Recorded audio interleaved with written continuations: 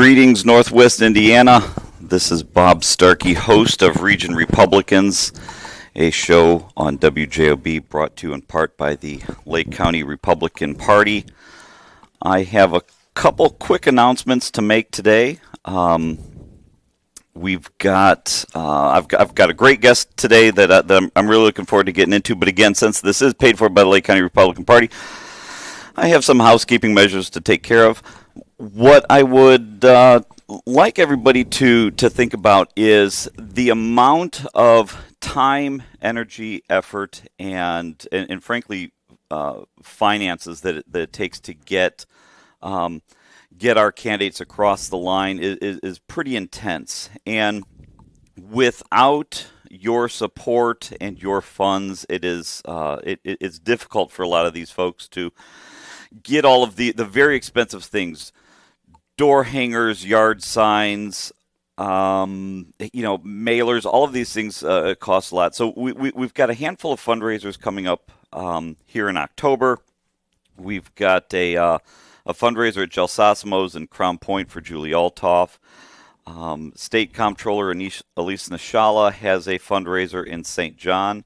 Yours truly, myself, I've got one on October 23rd at Docks and Dyer for some of the best barbecue in the area. And then Dave Crane is partnering with Rick Niemeyer for an Oktoberfest fundraiser down in Lowell on October 26th. But where you can find all of that information is at LakeCountyRepublicanParty.com. They have an events page there. It is really maintained well. They've got an events page with calendars where if you're a Republican candidate or one of the organizations, you can submit events. If you are in the community and looking for ways to get more involved, they have a cities and towns and organizations section where whatever your community you're in, you can find contact information, meeting times, frequently asked questions, some resources. And that was all put together by our county leadership, which is Chairman Randy Niemeyer, Vice Chair Leanne Ingerman, Treasurer Chris Salatis, Secretary Stephen Eichner, and our Executive Director Jessica Messler. They do a great job of trying to keep everyone informed. And I have... So that's my housekeeping. Got that out of the way. Paid the bills for the party here. I have Ivan Nursery with me this morning. I've been looking forward to getting you on the show for quite some time now, and it works out that we were both able to take some flex time today. Yeah. We had a this is our Region Republican, our bonus episode, I guess we're calling it, from a couple months ago. We had some power problems here at WJOB, so we were able to sneak in an extra episode. And Ivan and I, we've been friends. We were just talking before this. One of the problems when we both get in here early is I think sometimes we use good content before we actually get on the air. Uh-huh. But we were talking about how we're both on social media. We're both friends. I follow you. You follow me. But maybe other than passing, I don't know that we've ever met, certainly have never had a conversation, but I've always been you are big into social media, and so it's very easy to find you and to follow you. Yeah. Ivan is the chairman of the Gary GOP. You can correct me if I'm wrong with this. The Gary GOP meeting is the first Saturday of every month. Mm-hmm. At the conference room at 2701 West 45th. Yes. in Gary, and that's at 10:30 a.m. Yes. So again, you can find that on LakeCountyRepublicanParty.com, but you can also hear it right now. So if you're in that area and you're looking to see what's going on with the GOP in Gary, first Saturday of the month, 10:30, conference room at 2701 West 45th in Gary.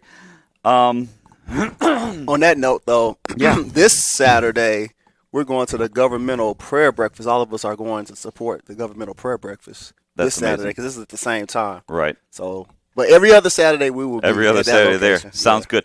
I want to get straight into it, and because I think people are probably tired of not only hearing the first 5 minutes hearing me talk, but we're here for your story. So I want to know, who is Ivan Nursery? Tell me who you are, We know you're up in Gary, but how did you become the Gary GOP chairman? What events in your life led us to that part?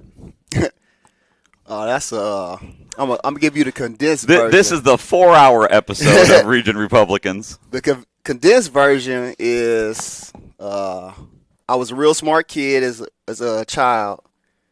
I was born in Gary, and we left Gary when I was like 7 years old. So only elementary school I went to at Gary was Franklin Elementary. Then we went to Maryville.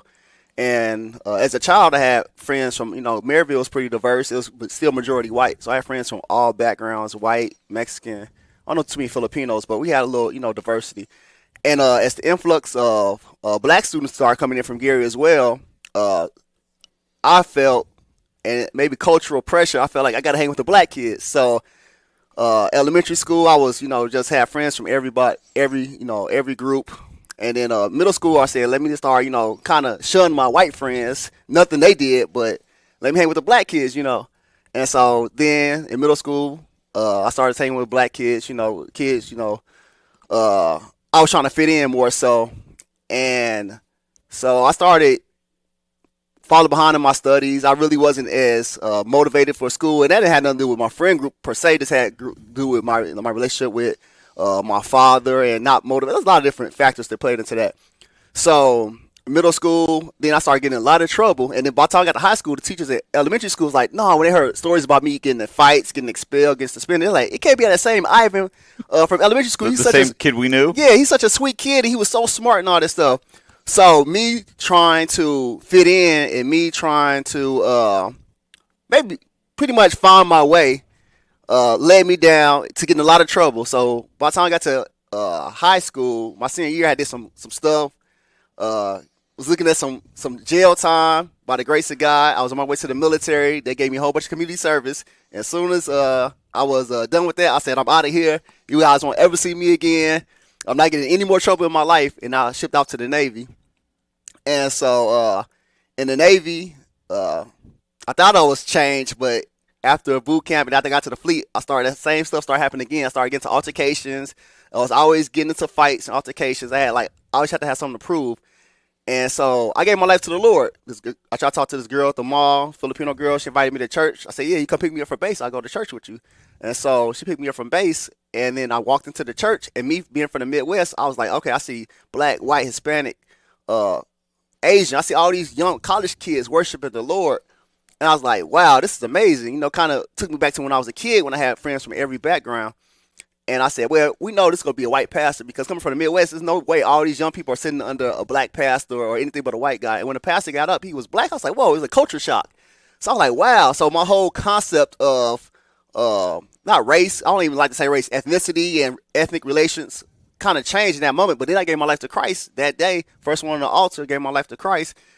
And from there, it transformed my thinking, right? And then I had friends from every background, and I loved it. I loved the diversity. I loved just everybody being in unity. And while I was out there, it was this thing called Proposition 8. It was on the ballot for California for marriage to be between a man and a woman. And the people have voted. And it shocked California because they think like it's a liberal state. No way that's going to pass, But San Diego is pretty conservative because of the military presence there. And so it passed. The same year President Obama was elected, Prop 8 passed. And let me back it up a little bit. When President Obama, I was all for President Obama. Like, yeah, I'm excited because, being from this area, see him. My sister used to dance in the Bud Billiken parade. And I'm like, oh, he's cool. He got swag, black guy, There's somebody, this is right after I got saved, gave me a Vote Smart card. And I never knew, I wasn't politically active. And it lined up what he voted for. And what the other guy, I think it was Romney, whoever he ran for first, voted for. I'm like, wow. And as a new Christian, I'm like, in good conscience, I can't vote for him because his views don't line up with the word of God. Even though he say he's Christian, I see his voting record. So that's what got me engaged politically. But that whole Prop 8 thing, when the people of California voted that marriage should be between a man and a woman, and then Kamala Harris, I think she was Attorney General during that time. I think so, yes. She overturned the will of the people, and then they started allowing same-sex couples to get married. I mean, like, they took it out. So the people voted for it, and they overrode the people's will. And I was like, how can they do that? So that's what got me involved in politics. And like, wow. And so then from there, I knew I was moving back home. And so I said, who is my, elected representative? And I saw that it was Congressman Voskowski. So I just started looking at what he votes for in D.C. and everything. I was like, wow. Like, do the people in Northwest Indiana know what he really votes for in D.C.? And so that has led me on a little journey. And then when I first moved back, I went to one of his town halls and I saw him. He just filibustered the whole time, and I had questions and everything. And then I had even set up an interview with one of his aides. Like, she said, yeah, you can interview him after his town hall.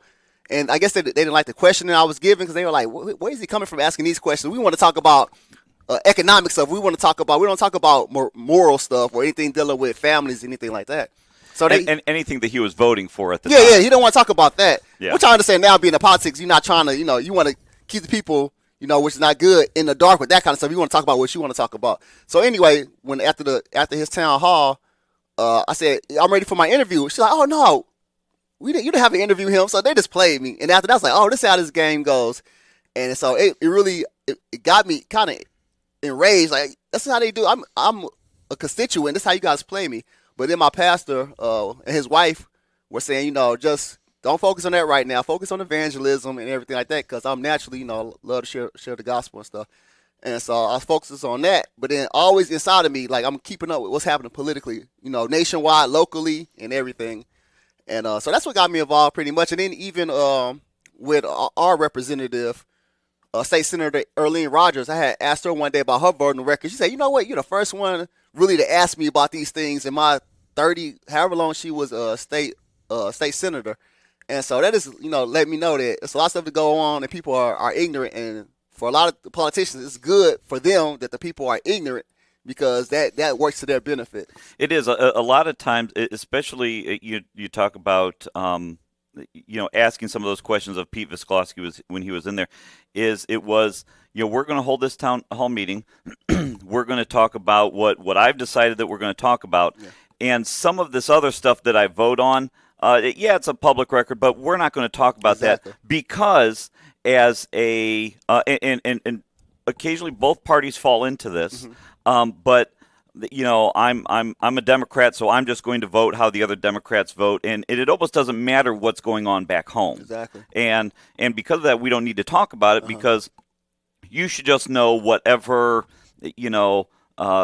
again at that time that say Obama was pushing, we're just going to vote for because that's what we're being told to do. Yeah. And which again occasionally you'll see Republicans doing that with Trump. But if they can defend it, then I'm okay listening to it. But when they say no, we're not going to talk about that. So with this story that you have that you're bringing to you're bringing back to Gary with the GOP. I know you guys you guys have had several fundraisers over the last, I'm going to say 2 years, but I don't know what time. I've been chairman for like a year, a little bit over a year. You guys have been doing something. What type of message are you trying to bring to the Gary community that's saying, hey guys, look, we have a different option over here? What does that look like from you? Again, I see you out all the time in your neighborhoods, and you just said you love sharing the gospel. You like communicating with folks. And so what does that look like as you're knocking on doors and talking to folks saying, hey guys, there's another option out here? One message in particular I was trying to relay maybe a year and a half ago is just because you're black don't mean you have to vote Democrat. It was catchy too. It kind of caught on. It's got a good rhyme to it. Yeah. So just because you're black, you don't have to vote Democrat. And that's the crux of the whole thing to me is identity politics. So our message is look at the platform and look at the issues more so than looking at it's just the party. Like, my dad was a Democrat, so I'm a Democrat. What are they actually standing for? The thing is, I want to inform people two things. Like, look at what the issues were back in the 60s when the 70s when your parents were voting. Are those the same issues now? And how has the party changed over time?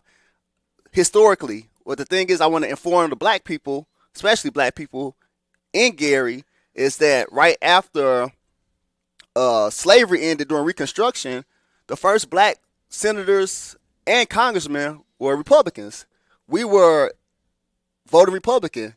And even we look at Gary history, I went to Gary Library down on 5th and go to their history room, even in the 20s, even 20s, 30s, 40s, we were voting Republican. William Means, I think his name is William Means. He developed Means Manor over there by Roosevelt High School. Okay. He ran as a Republican. So it was not, always like this. It's been the last 50 years that we vote Democrat. But I want to give the historical context and what the Republican Party actually stands for when you look at it with, how it relates to the home and the family structure. I believe as a Republican, some Republicans, I believe marriage is between a man and a woman, and the society, strong families make strong society.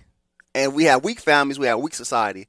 I want to express that those type of ideals that we know we need in our communities, I want to express those ideals and show them that we don't want to give you anything like just give you free stuff. We want to, like they say, teach a man how to fish and he'll fish for the rest of his life. He'll have fish for the rest of his life. Give a man a fish, whatever the thing is. I'm not going to butcher it here.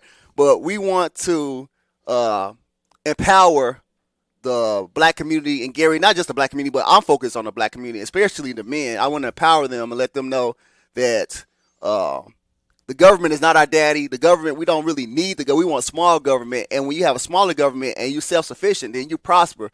And the whole idea on long-term generational welfare, where you got 3 or 4 generations that's been on welfare, and even men that's able-bodied, that's doing you a disservice if you're allowed to continue down that path. You might think, it's helping you, but it's really hurting you.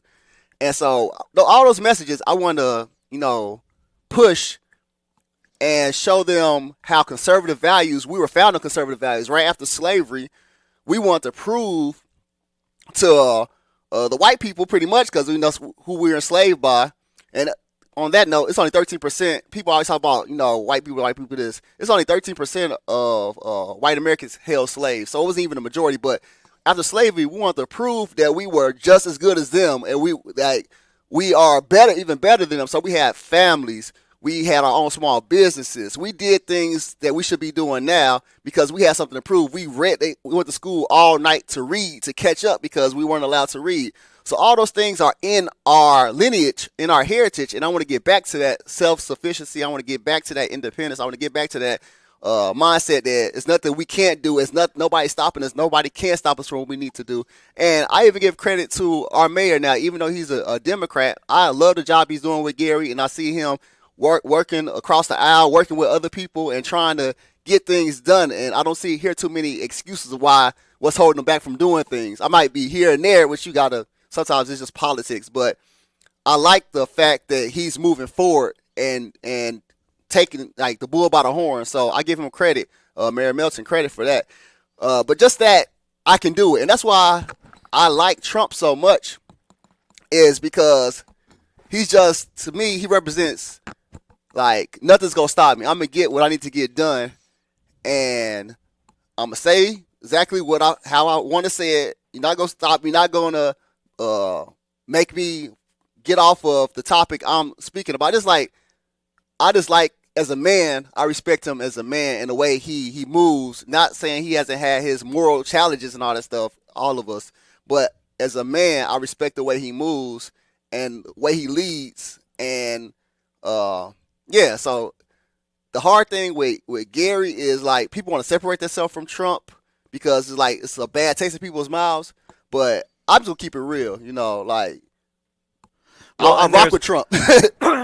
and there's a handful of things I try to remind folks about. Is one, as soon as you get into politics, it's very easy to. So for us, this is the Region Republican show, and the natural tendency is like, oh, they're all pro-Trump. Yeah, we like Trump, but I always caution folks not to hitch your wagon to some political star, because at some point everybody here is going to fail you some way or another. Yeah. There is not a candidate or a politician out there that you agree with 100% of the time.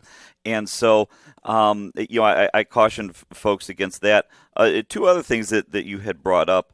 One, you were talking about how, we believe in small government, and something that I've always liked to say is, the smallest unit of government is the best, and frankly, the smallest unit out there is the family. And if you've got there's a reason why the traditional nuclear family worked for so long, because if you're getting together and you're solving problems at the dinner table, that is the first and best place to change your community. Exactly. Because then if every house on your street was able to do that, the street would be better. And then if one house fails, you have surrounding neighbors to take care of them. Yeah. So the smallest unit of government is best. And the last the anecdote that I'll throw your way on your conversation is talking about how folks will say, well, my dad was a Democrat, his dad was a Democrat, so I'm a Democrat, not really paying attention to what people are saying. When I ran the first time in 2019, I had, aside from having an elephant on my yard sign, I didn't necessarily blast that I was a Republican. Not out of any shame. It just frankly didn't work on my signage, adding another word on there. So I put the elephants, but I also figured that, you knock on any door and they're going to know within a few minutes of me talking about fiscal responsibility and all those things that I'm Republican. Yeah. So I had all of my stuff out there. I had a website, Facebook page, and there was a resident in town who asked for my yard sign. And you're as a candidate, before someone wants your yard sign, you're more than happy to go put that up. So I put it out, and about a week later, she reached back out to me and said, "Hey, they told me that you're a Republican. I got to get this yard sign." I was like, oh, okay, fair enough. If you don't, but why I didn't realize you were a Republican. But you liked everything that I said. Exactly. Because, again, at the municipal level, again, which you ran for, I think, at large. Yeah, I ran for councilman at large. Councilman at large. On these levels that we ran for, we're not dealing with issues of life and gun control and borders. We're talking about police, parks, paving. Those are the 3 Ps that I always harp on, that some of these local municipal folks need to stay in their lane. Police, parks, and paving. And so I said, so what didn't you like? Well, I liked all of it, but you're a Republican. Exactly. I said, well, I think that's part of the problem is we just, and it sounds like that's something that you're confronting too in Gary, is people just walk in the polling booth, they pull the Democrat lever because that is what their families have done. That is what society is telling them that they need to do because the other guy's the bad guy. They don't even need to put a face on it. It's just, hey, you're this. Anybody who is not you in this is bad. They push that narrative that they're not for you. They're trying to take away this, trying to take away that.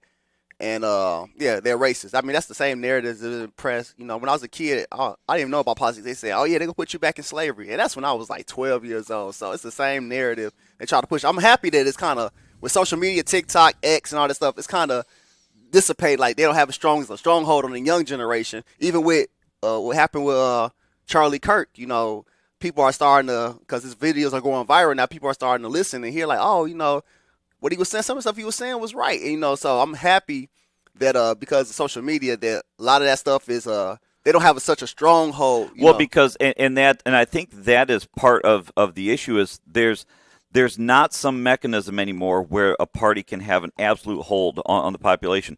You just listed half a dozen platforms where folks can go out there and you see for yourself.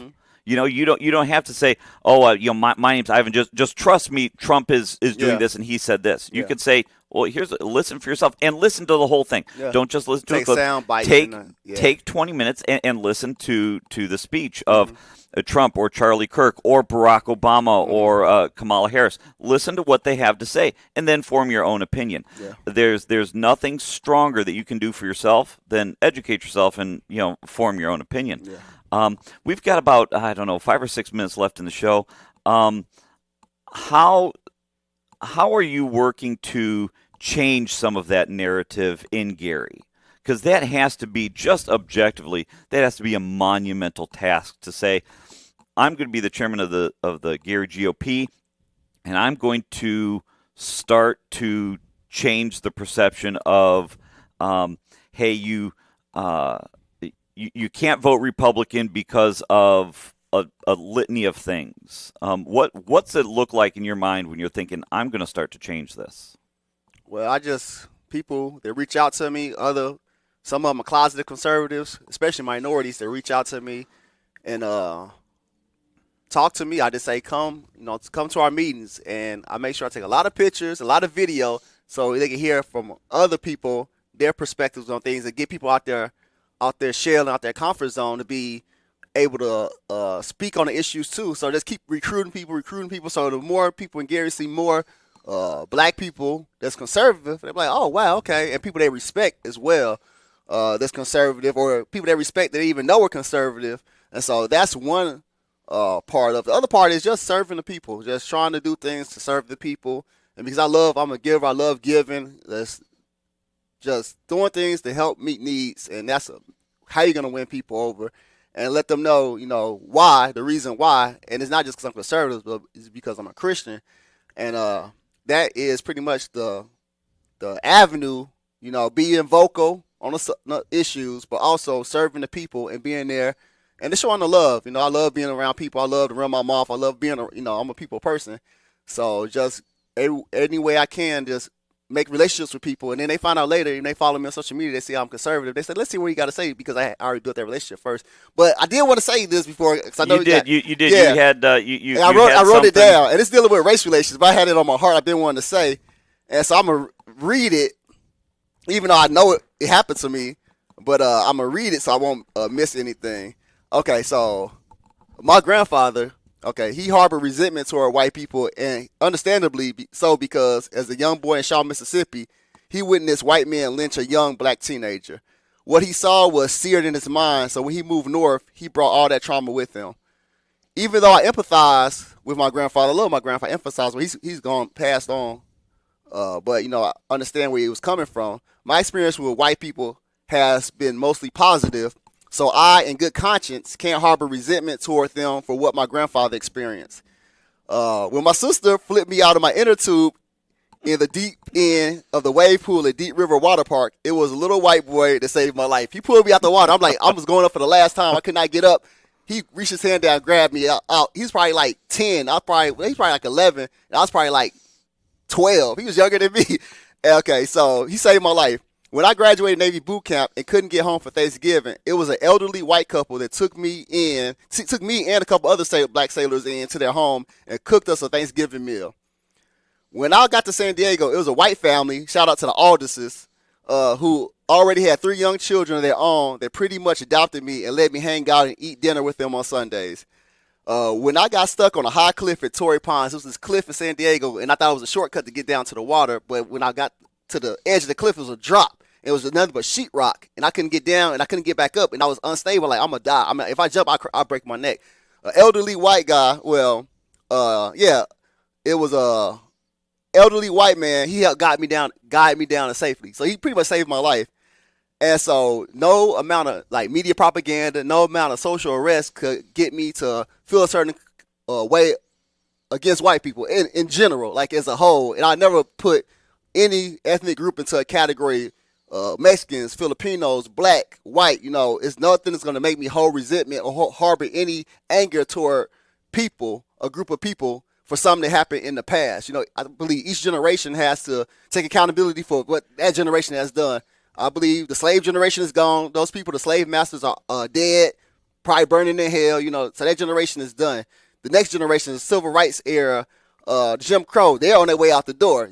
So each generation can't hold the other generation responsible for, this generation, we have our issues, whatever, but for the most part, I can't be resentful for something that happened 50, 60 years ago. I'm wise enough to know history. I love history, so I know what happened and don't let it happen again, but I'm not gonna, when I see people, I see people.